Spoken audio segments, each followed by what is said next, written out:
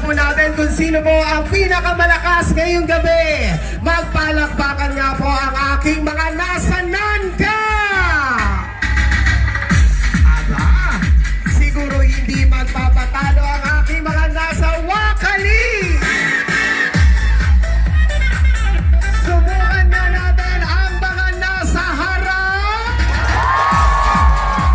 Ibang-iba talaga ang power ng ating mga minamahal na taga-Distrito 3. At syempre, alam ko po at ramdam ko na rin po na talagang lahat tayo ay sabik na po nga marinig ang tinig ng atin po nga pinakahihintay ang talaga namang minamahal nating ikalawang Pangulo. Muli po mga minamahal ko pong mga taga-Distrito 3, ang taus-pusong pasasalamat po sa inyo.